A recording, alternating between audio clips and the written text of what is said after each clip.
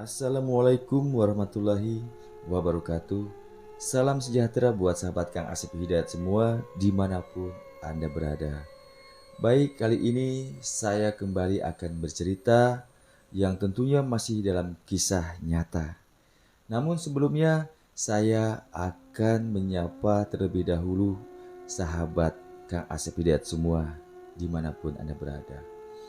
Yang pertama, buat warga Hong Kong, apa kabarnya sahabat di sana?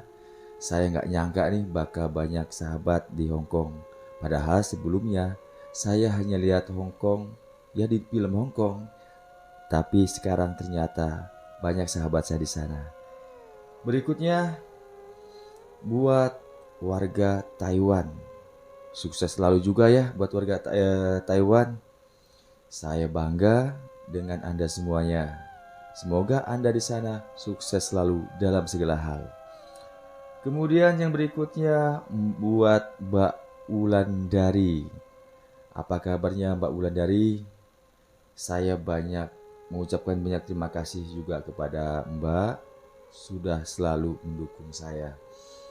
Dan yang terakhir, untuk siapa? Sudah pasti buat semua subscriber Kang Asep Hidayat. Karena Anda semuanya, saya bisa bercerita. Saya mengucapkan banyak terima kasih. Pokoknya, you are the best. Baik, untuk mempersingkat waktu, saya akan mulai memasuki ke bagian ceritanya. Dengan mengucapkan Bismillahirrahmanirrahim. Jadi, teman-teman, pada tahun 1997, pada saat itu saya baru tamat, ya 1 tahun tamat dari SMA. Nah, saat itulah entah apa alasannya, bapak saya mempercayakan kepada saya untuk berangkat ke kampung yaitu di Cianjur untuk mengurusi beberapa properti atau ya harta lah gitu yang masih tersisa di sana. Karena mungkin ya beliau sudah memprediksi bahwa tidak ada terencana atau kepikiran untuk balik lagi ke kampung halamannya. Makanya dari itu beliau almarhum memutuskan untuk menjual semua sisa aset yang ada di sana. Ya pada saat itu saya masih remaja, dan kebetulan saya tamat SMA itu teman-teman. Itu usia saya itu masih muda, masih sangat muda. Jadi kalau teman-teman saya bilang bahwa saya ini prematur. Jadi saya itu jauh lebih muda dari teman-teman yang satu angkatan waktu SMA ketika saya lulus itu. Namun Bapak percaya dengan saya untuk menyelesaikan ya masalahnya. Singkat cerita, saya berangkat pakai bus kalau nggak salah itu dari Pekanbaru saya naik bus Merah Sari ke Bandung dulu. Dari Bandung baru ke Cianjur. Nah, singkat cerita saya berangkat ke Cianjur. Di perjalanan itu memang banyak hambatan karena pada saat itu pas lagi krisis moneter ya reformasi itu banyak unjuk rasa. Tapi alhamdulillah saya sampai tujuan dengan selamat. Sampai di tujuan ya saya menghubungi keluarga yang di sana dan saya menyampaikan kedatangan saya yaitu untuk menjual. Ya yang namanya juga menjual tanah ya rumah ya yang seperti itulah beda dengan menjual emas atau perhiasan. Itu sangat membutuhkan waktu yang lumayan panjang. Nah, panjang sudah begitu oh jual langsung ada yang beli enggak. Ya sahabat semua pasti mengerti ya paham ya menjual properti itu tidak semudah itu. Nah, dalam waktu itu tentunya saya menunggu semuanya itu clear. Jadi saya bingung hari-hari ya bangun pagi sepulang dari masjid ya balik ke rumah. Rumah saya tuh suntuk ya. Walaupun itu tanah kelahiran saya, tapi kan saya besar di Riau. Jadi saya tuh ya asing, di sana tuh asing. Paling-paling pada saat itu nenek dari pihak Umi itu masih ada ya, masih ada. Ya paling-paling saya pergi ke sawah, jalan-jalan sama nenek ya. Dan saya ngobrol-ngobrol sama nenek. Ya cerita juga masa lalu ketika proses kami pindah atau merantau ke Riau itu seperti apa dengan segala suka dukanya gitu. Dan beliau, saya masih terbayang sama beliau. Beliau menyampaikan kepada saya begini, bilang sama bapakmu, gak usah lagi balik ke sini. Kalau memang kalian sudah mendapatkan kebahagiaan di perantauan itu. Ya, tentunya beliau punya alasan kenapa berbicara seperti itu kan. Nah, tapi udah untuk cerita di sini, ya season ini nggak usah membahas masalah itu. Nah, saya suntuk bingung itu ngapain, sementara juga proses untuk penjualan semua itu juga nggak tahu kapannya, nggak bisa ditentukan. Dan pada akhirnya saya pada satu siang itu saya pergilah ke warung kopi yang tidak jauh dari rumah nenek atau mamang. Di situ saya ngobrol-ngobrol kan, ya ngobrol lah kesana kemari gitu. Dan pada akhirnya saya tuh bercerita sama teman baru saya di sana ya. Mungkin itu bukan teman baru sebenarnya, mungkin teman kecil saya dulu. Cuma saya kan udah lupa kan, udah belasan tahun kan. Yang jelas ketemunya udah besar. Dia cerita, saya bilang begini, orang bilang kalau di Jawa ini banyak tempat-tempat untuk ya kita cari ilmu. Terus teman saya itu ya sedikit mengerutkan keningnya. Ilmu apa ya? Ya supaya kita ini kuat, jago, nah, gitu lah. Jadi ya seusia saya pada saat itu saat-saatnya ya sedang mencari jati diri lah. Ya supaya keren gitu, gagah gitu. Ya, jadi singkat cerita, akhirnya paham teman saya itu apa yang saya maksud. Akhirnya saya diarahkan, bahkan diajak sama teman saya itu ke daerah Garut. Jadi mohon maaf ya, di Garutnya di mana ya mungkin nggak perlu saya sebutkan. Singkat cerita, saya tiba di Garut dan saya dibawa ke rumah yang saya pada awalnya saya nggak tahu itu rumah siapa, dan ternyata di rumah itu ada bapak-bapak tua ya. Kalau kami kan, kalau kami di Riau itu biasa kalau nyebut orang tua itu kan atok gitu ya. Jadi waktu itu disebutnya Aki, ya Aki ya. Dan ternyata Aki itu kuncen gitu, kuncen yang bisa memfasilitasi apa yang menjadi tujuan kita. Nah, setelah tiba di sana itu, beliau tuh ayah naon, uh, ya ada apa, ada perlu apa. Jadi ya saya ceritakan, Aki, saya ini jauh dari Riau. Jadi saya ini uh, ingin apa? Ingin jago, ingin kuat. Jadi pengen orang itu takut sama saya, minimal segan. Dan banyak lagi lah keinginan saya pada saat itu. Ya namanya juga orang tua dan memang mungkin bidangnya di situ. Jadi nggak sampai selesai saya ngomong, udah beliau tuh bilang, ya Aki sudah paham, tapi kamu udah siap belum dengan segala sesuatunya? Terus saya bingung kan, maksudnya Ki sudah siap seperti apa? Apa maksudnya? Mental kamu, kemudian ya segala resikonya kamu udah siap. Ah begitu, nanya ke saya. Ya pada saat itu ya saya masih sangat muda, mikir tuh sekali aja tuh. Jadi nggak mikir, wah nanti akibatnya begini begitu. Tidak. Pokoknya siap, siap Aki, saya siap. Nah itu. Nah, singkat cerita lagi, syaratnya tuh udah dikasih tahu syaratnya ini. Jadi saya minta tolong sama teman saya untuk mencari syarat-syaratnya. Udah saya kasih duit, berangkat dia untuk mencari syaratnya. Dan pada akhirnya saya harus melakukan ritual. Ritualnya tuh kayak bertapa ya, tapi bertapanya itu tidak duduk bersila sambil gini, tidak. Ini beda teman-teman. Nah, jadi saya akhirnya dibawa ke suatu tempat area pemakaman, kayaknya pemakaman umum itu luas.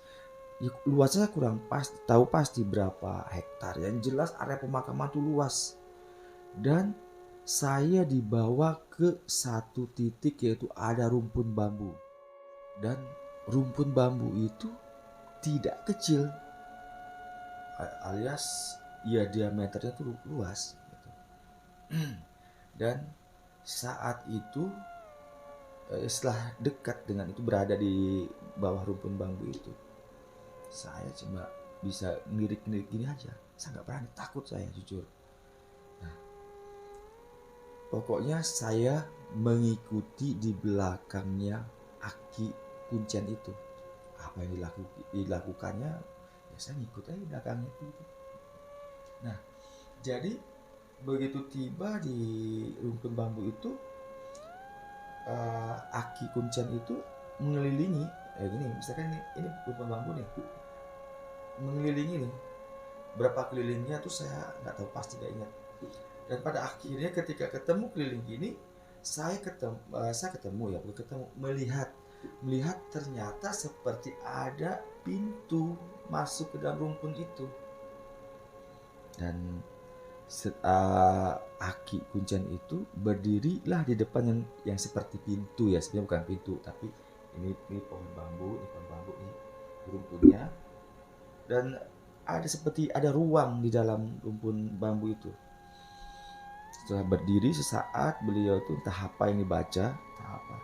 Setelah itu baru begini, udah masuk, punten katanya, entah punten entah sampurasun gitu, masuk. Setelah itu ternyata apa yang di dalam rumpun bambu itu, ada sebuah makam, satu aja makam itu. Nah, jadi sekeliling rumpun bambu ini kira-kira diameternya sekitar 3 kali 3 dan sekeliling itu ditanami bambu. Nah, jadi kalau dari luar itu kelihatannya seperti hanya rumpun bambu saja. Ternyata di dalamnya itu ada ruang dan ada satu makam. Nah, di makam itulah kami melihat satu makam dalam rumpun bambu itu. Di sini ada lubang. Lubang itu diameternya sekitar kurang dari 1 meter, dalamnya sekitar ya segini leher saya. Nah, disitulah Aki Kuncen itu seperti membaca-baca doa dan menyampaikan ke saya bahwa nanti malam kira-kira ya lepas isya lah, bertapa di lubang itu yang saya sebutin. Di samping makam itu ada lubang diameternya yang kurang nggak nyampe 1 meter lah. Saya di situ. Dan ya pada saat itu saya datang di sana itu kira-kira sekitar jam 4 sore lah. 4 sore, dan ya istilahnya tuh seperti kita suruh lokasi lah gitu, menunjukkan bahwa nanti malam tuh saya tuh harus di situ. Dah, setelah gimana, sanggup, nah, itu saya bilang. Singkat cerita, kami balik lagi ke rumah Aki itu. Jadi di rumah Aki itu memang asik ya pedesaan gitu, dengan suasana asri. Ya mayoritas orang Sunda gitu ya. Memang saya bahasa Sunda tuh mengerti, tapi nggak mengerti semua gitu kan. Ya gimana ya, seibatnya tuh saya di Riau itu, tetangga saya tuh nyaris nggak ada orang Sunda, jadi saya nggak pernah ngomong bahasa Sunda. Nah, ketika di sana itu saya mendengar ya warga-warga itu pada ngomong bahasa Sunda, jadi saya merasa asik, asri gitu, luar biasa. Nah, singkat cerita, tibalah malam hari, saatnya saya harus melaksanakan ritual itu. Selepas Isya, udah merinding duluan. Ya maaf teman-teman semua, saya tuh seperti ke flashback gitu ya, merasakan ya pas saat itu. Nah, jadi kami berangkat ya jalan kaki.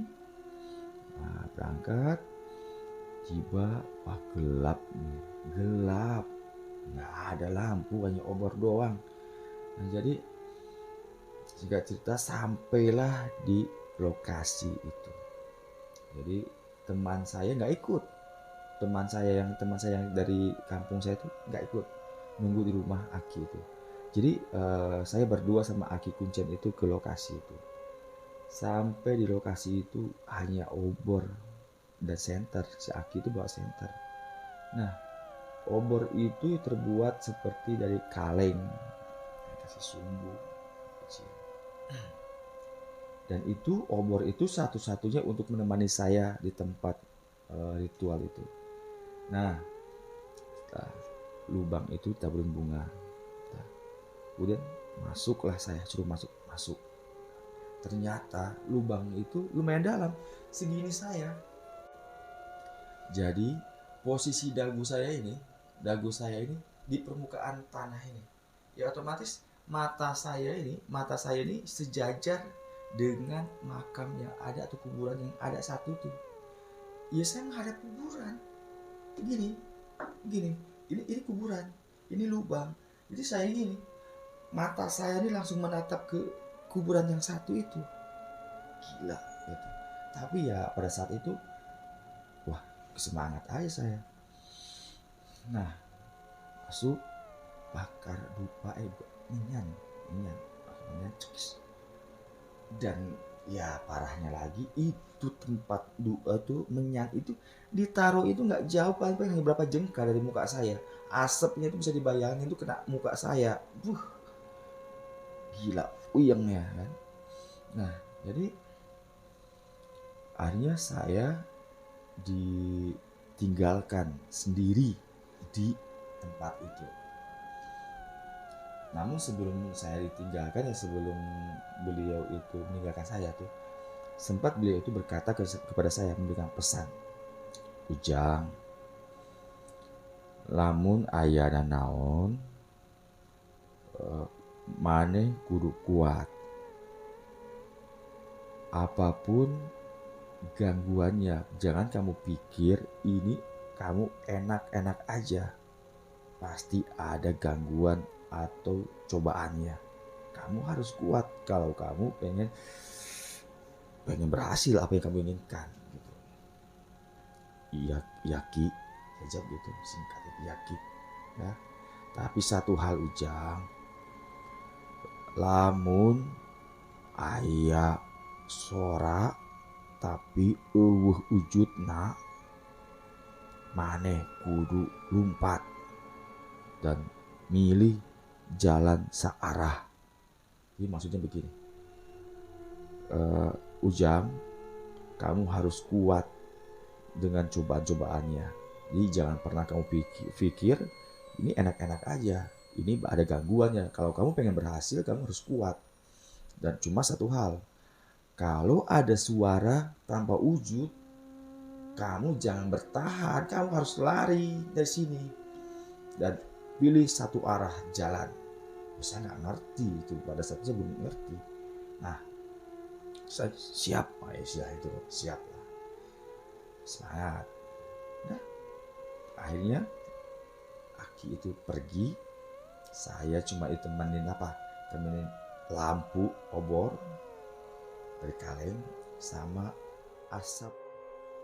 Jadi mulailah saya sendiri sama kuburan berdua ya nggak teman namanya itu kan. Nah, di saat itu saya diem, Dan anehnya memang nggak ada yang dibaca-baca. Jadi saya tuh hanya diem gitu, diem. Jadi tangan saya tuh posisi di dalam lubangnya gini, lurus, posisi siap, sikap sempurna. Ya. Jadi nggak gini seperti yang di film-film, nggak. Saya gini ya, diem. Nggak boleh pejam. Jadi apapun saya harus melihat. Nah, gitu. Oke, lanjut cerita. Pertama, beberapa menit pertama itu aman, nggak ada gangguan, nggak ada suara.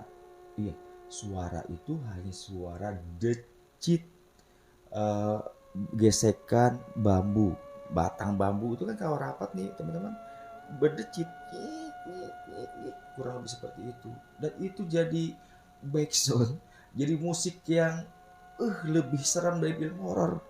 Saat itu ia sendiri di luar rumpun bambu itu area pemakaman luas. Nah, itu. Jadi bunyi suara gemerisik kan, daun bambu itu kan resek resek resek gitu. Ditambah bunyi ini yang gesekan antara batang bambu dengan batang bambu itu kan bunyi gitu. Luar biasa. Nah, tapi saya semangat. Nah, mulailah beberapa menit itu ada gangguan. Gangguannya apa? Gangguannya itu ada bayangan hitam yang set set set, pecicilan gak mau diam. Itu bayangan itu. Waduh, itu saya udah deg-degan saya. Walaupun dari kecil saya udah biasa, udah sering saya melihat yang hal-hal kayak gitu, tapi tetap aja saya takut. Nah, setelah itu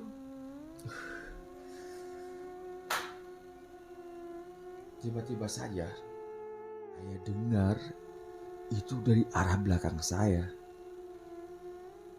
Jadi ya seberapa jauh lah diameter kita ini bisa melihat gini.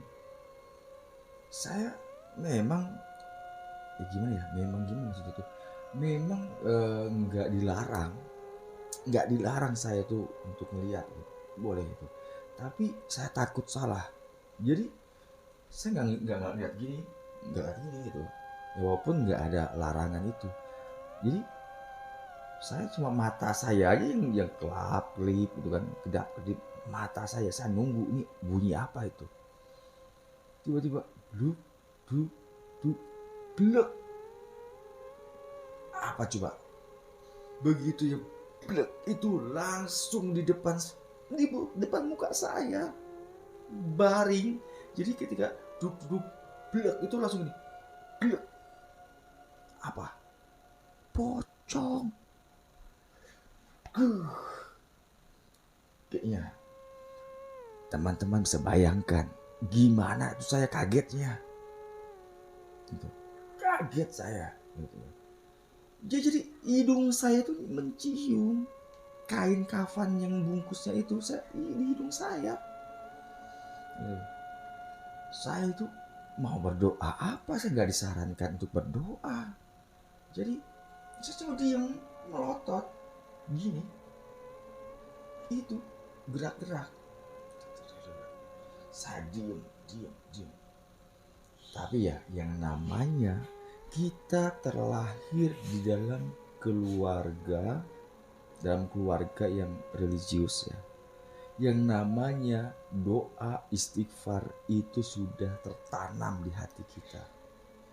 Jadi saat itu saya cuma astagfirullahaladzim.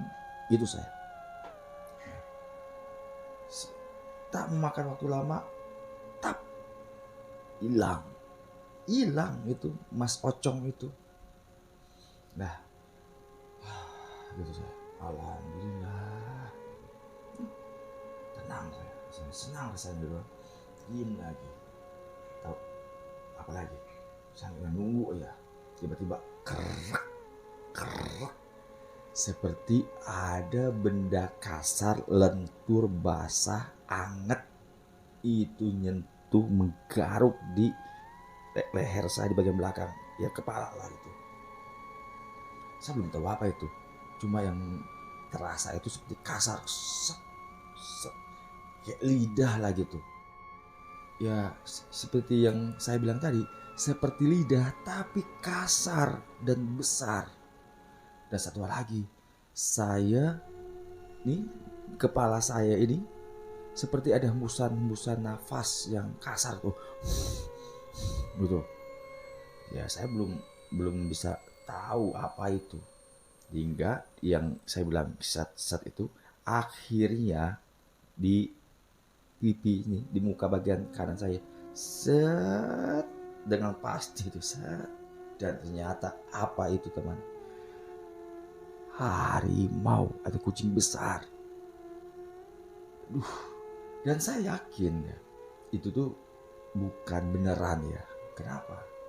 Ya kan memang Aki Kuncen udah ngomong, yang ngasih tahu saya bahwa bakal ada gangguan, dan saya yakin itu entah halusinasi, entah memang itu cobaan dari makhluk-makhluk halus, mungkin suruhan Aki itu saya nggak tahu. Cuma saya yakin ini nggak nyata, ini nggak nyata, ini nggak nyata. Aku harus kuat. Itu yang ada dalam hati saya tuh. Ini nggak nyata, ini nggak nyata. Nah tuh saat menjilat muka saya, pedih ternyata teman-teman. Lidah harimau itu kasar, nggak kayak lidah kita. Kalau udahlah, nanti kita kemana-mana ceritanya. Nah jadi,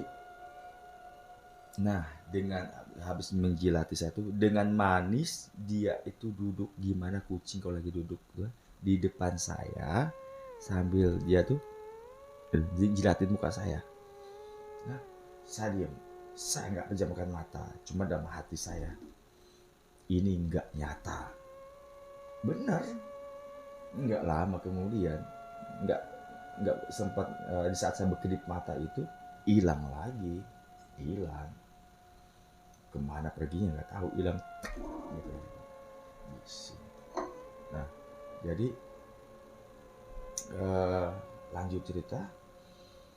Nah ini yang cobaan satunya lagi yang membuat saya trauma sampai detik ini. Apa? Tiba-tiba saja gitu, suara gigi. Ya sama, saya belum tahu apa itu. Ya gimana kita nggak bisa ngeliat gini-gini. Saya merasakan seperti ada sentuhan dingin banget. Dan saya nggak tahu itu apa. Ya seperti biasa, yang nunggu aja gini, dengan mata terbuka menatap ke depan. Ya enggak sih, nggak ke depan amat. Ya gerak-gerak saya melihat apa itu, menunggu. Dan akhirnya apa? Ini terus jalan ke sini, ya ini tuh. Dan akhirnya dia dengan manis pula itu melintas tepat di depan muka saya nih. Apa coba teman-teman? Ulat bulu. Kalau kata orang bohong, biasa orang kan suka banyak bual gitu kan. Nah kalau kata pembual, ulat bulu itu ukurannya itu aneh. Kenapa aneh? Gede, sebesar gulungan kasur kapuk. Tahu nggak kasur kapuk digulung? Udah segede itu, jabring. Nah itu saya memang sampai saat ini tuh saya trauma dengan ulat. Kecil pun itu ulat saya takut saya. Ya kan semenjak saat itu. Nah, dan seperti biasa saya meyakinkan di hati bahwa ini tidak nyata. Benar. Singkat cerita, plep, hilang. Nah, semenjak hilangnya itu, setelah hilangnya ulat bulu itu, saya agak napas lega gitu. Kenapa? Nggak langsung datang lagi gangguan lain. Ya udah, sempat saya ngantuk-ngantuk begini, kalau seperti bayangan yang kelebatan siluet hitam set itu saya cuekin aja, karena itu tidak langsung menampakkan blek gitu. Ini nggak bikin saya terkejut. Dan memang bayangan-bayangan hitam itu kan dari awal saya di situ kan memang sudah ada pecicilan itu, nggak mungkin set set set seperti ngintip di celah-celah batang bambu itu. Jadi ya udah saya cuek aja. Sempat saya ngantuk ini, sempat sempat ngantuk saya. Ya nggak tahu saya itu udah jam berapa tuh saya nggak tahu. Nah, di saat aja baru saya tuh mau tertidur, terdengar ayun-ayunan gubrak, ayun-ayunan gubrak, ketawa, nggak merdu ketawanya. Nah, terus tuh saya ya nunggu aja gitu, nunggu hingga beberapa saat saya tuh masih diem, diem. Ya saya menganggap ini nggak lama lagi nih muncul, karena yang sebelum-sebelumnya itu tadi juga seperti itu. Saya merasakan sesuatu tetapi nggak langsung blek kenapa. Jadi saya beranggapan bahwa ini juga belum menunjukkan tampangnya gitu. Jadi saya masih menunggu, diem aja, diem. Takut pasti gitu, pasti takut. Cuma gimana lagi? Jadi saya diem. Makin deket itu ketawanya makin happy itu bagi dia. Ya saya takut dengarnya. Nah, di saat itulah saya seperti mendengar, telinga saya mendengar suara bentakan. Dan kuat kali itu bentakannya. Bentakannya ya suara si Aki tadi. Kayak menggema gitu. Bodoh sia. Bodoh kamu. Udah dibilang kalau ada suara tanpa wujud, kamu keluar dari sini, lari. Gitu. Bro, saya panik. Bukan hal yang mudah kan teman-teman. Ngeluarkan tangan saya dari lubang ini. Saya gini. Nah, gini. Nih, di peluk kanan ini gini. Disepit. Saya gini. Keluar. Keluar. Aja saya keluar dari lubang itu. Saya langsung keluar dari area pemakaman yang di situ satu tuh, keluar dari rumpun bambu tuh, lari saya itu, lari karena saya dengar tuh si suara itu di belakang saya. Nah, lari itu area pemakaman, bukan hal yang mudah tuh teman-teman, lari di area pemakaman luas lagi. Nah, jadi lari saya, itu suara tiba-tiba ada di depan, masih tetap tidak ada nampak wujudnya. Depan, saya pikir bisa dicegat depan, balik lagi saya. Nah, balik lagi, tiba-tiba suara itu juga ayunan gubrak itu ada lagi. Jadi saya bulak balik gitu ke segala arah, itu tetap aja saya tuh dihadang. Nah, sehingga lama-lama saya tuh seperti terkurung. Di situ saya dengar lagi bentakan lagi. Bodoh kamu. Udah dibilang ambil satu arah, apapun yang terjadi, gitu. Nah, aduh ya Allah. Nah, saya dengerin, saya lari lagi. Nggak perlu dakduk. Nah, lari secepat sekencang yang saya bisa, dan saya nggak tahu itu arahnya kemana, nggak tahu, nggak kepikiran sama saya. Saya harus balik ke rumah si Aki, dan memang nggak jauh, paling jaraknya ya berapa ya, mau 100 atau 200 meter, ya nggak jauh lah gitu. Kalau di kampung kan jarak segitu nggak jauh. Yang ada saya itu lari gitu.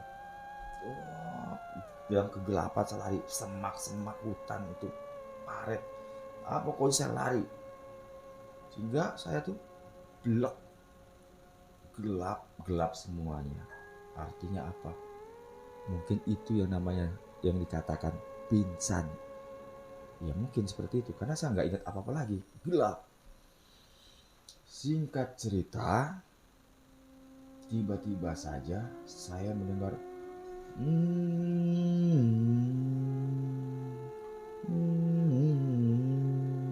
kurang lebih seperti itu ya.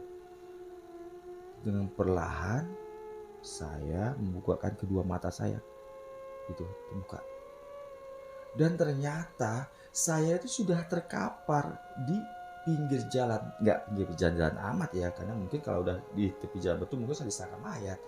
Jadi ini jalan raya, jalan ada semak-semak. Nah saya itu dalam semak-semak sehingga mungkin keberadaan saya itu tidak terlihat oleh pengemudi.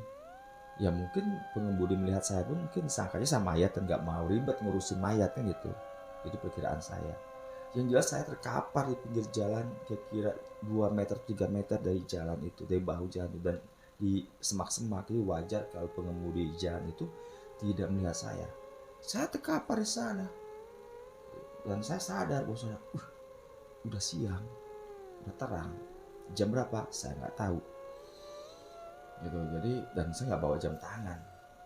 Betul, nggak bawa jam tangan. Saya bangun. Sakit pada saya, remuk rasanya. Saya lihat kaki saya itu, ya pada saat itu saya cuma merasakan sakit karena nggak nampak. Sekali celana panjang saya itu saya singkapkan, sampai selutut. Itu warna-warni kaki saya tuh hijau, kebiru-biruan itu, memar, ada yang luka, darah-darah kering itu. Ya mungkin berbenturan saya dengan kayu atau dengan nisan pada saat saya berlari tadi. Nah, singkat cerita, saya tuh memutuskan ya udah saya nggak mau balik lagi, saya nggak mau balik lagi saya ke rumah Aki itu, dan saya juga nggak tahu arahnya kemana, nggak tahu, saya nggak ingat. Dan saat itu saya memutuskan untuk balik lagi ke Cianjur karena ya saya duduk, saya nggak langsung berdiri jalan tuh enggak, saya ya berdiri terus saya lebih ke tepi lagi, lebih ke pinggir jalan lagi, ke dalam lagi, dan karena di situ ada pohonnya, nggak tahu pohon apa, dan saya berteduh di situ. Saya duduk di bawah pohon itu, ya haus, lapar, campur aduk. Saya mikir, gimana ini? Dan beruntungnya, teman-teman, dompet saya itu ada. Jadi ya sudah dipastikan duit saya ada, uang saya itu ada gitu kan. Saya saat itu nggak bawa, memang waktu datang ke sana itu anehnya saya nggak bawa barang banyak, cuma ada tas pakaian saya di masih Aki, dan saya yakin eh, teman saya tuh masih nunggu di sana, dan saya memutuskan saya mau balik ke rumah si Aki juga, saya nggak tahu jalannya tuh di mana. Udah hanya saya memutuskan sudah, karena memang banyak mobil-mobil bus lewat, mobil gede itu, bus-bus besar. Hanya udah begitu keluar, kesadaran sudah kembali penuh, dan saya memutuskan berdiri di bahu jalan, dan tak lama kemudian ada bus lewat. Saya stop, saya lambaikan, berhenti. Mau kemana A? Kayak gitu. Itulah saya dipanggil A di sana. Mau kemana A? Ke Cianjur. Oh, gitu. Dan kebetulan itu bus ke Cianjur. Singkat cerita, naiklah ke bus. Di dalam bus itu ya memang lumayan ramai penumpangnya. Itu berani nengokin saya, cuma nggak ada yang nanya. Siapa nih, pura-pura tidur aja, memang bukan pura-pura tidur, memang ngantuk saya. Gini saya di kaca mobil, jendela. Dan singkat cerita ya, sampailah saya di Cianjur. Bukan Cianjur, apa namanya itu yang sebelum Cianjur itu, Ciranjang. Ciranjang, saya tuh di Ciranjang. Nah, karena yang saya lebih paham saya itu di Ciranjang. Ini kalau di Cianjur yang betul tuh kurang paham saya. Saya di Ciranjang itu. Nah, dari Ciranjang itu saya turun naik ojek. Naik ojek ya ke kampung. Kebetulan saya di kampung Umi. Nah, kampung. Sampai di sana ya heran lah semua, kenapa kok kondisi saya tuh kacau. Ya udah, saya nggak ngomong, nggak cerita gimana. Keesokan harinya, teman-teman, teman saya yang antar saya ke tempat yang itu tuh datang. Ya untungnya dia nggak marah gitu kan. Jadi kamu kemana, kok udah muncul di sini gitu kan. Panjang ceritanya nih bro. Wah, itu bahasa sekarang kayak gitu. Ya singkat cerita saya ceritakan ya, artinya saya gagal ya, biar saya nggak peduli lagi ya, gagal. Ada yang mangut-mangut ya, saya bilang yang terakhir gini, minta maaf ya saya ninggalin kamu gitu. Kamu pasti bingung nunggu-nunggu saya kan. Ya gimana, saya mau balik lagi ke tempat Aki itu saya nggak tahu jalannya. Mau nanya siapa coba, nama Aki itu saya nggak tahu gitu kan. Ya alhamdulillah teman saya itu memahami saya gitu, bisa ya nggak marah lah gitu. Nah jadi ya udahlah, nggak apa-apa dia bilang. Singkat cerita, akhirnya yang saya tunggu-tunggu akhirnya clear juga ya, penjualan aset itu semua, dan semua udah berbentuk uang ya. Ya pada saat itu juga disimpan ke bank, nggak bisa bawa uang cash, wes bawa uang cash. Dan saya pamitan kepada nenek, pamitan kepada mamang, dan saya kembali ke Riau. Nah jadi saya sedikit mengulas, itulah sejarah saya trauma dengan ulat bulu sampai sekarang. Jadi dan saya bersyukur apa yang saya lakukan itu dapat dikatakan gagal. Saya bersyukur kalau saya berhasil saat itu, saya nggak tahu harus saya sekarang seperti apa.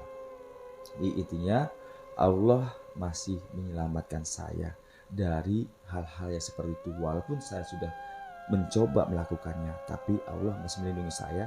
Saya tidak berhasil. Saya sudah beberapa kali melakukan hal itu dan gagal. Gagal. Artinya saya berpendapat Allah sayang pada saya. Allah tidak ingin saya terjerumus ke hal yang seperti itu. Dan di sini saya mengingatkan kepada sahabat semuanya agar jangan sampai atau jangan pernah tergiur dengan hal-hal yang syirik. Karena di dunia ini kita hidup hanya sementara, yang kekal kelak di akhirat. Na'udzubillah min dzalik. Demikian akhir dari cerita ini. Semoga saja sahabat semua bisa memetik pelajaran yang sangat penting, bahwa tetaplah selalu di jalan Allah agar kita dapat selamat dunia dan akhirat.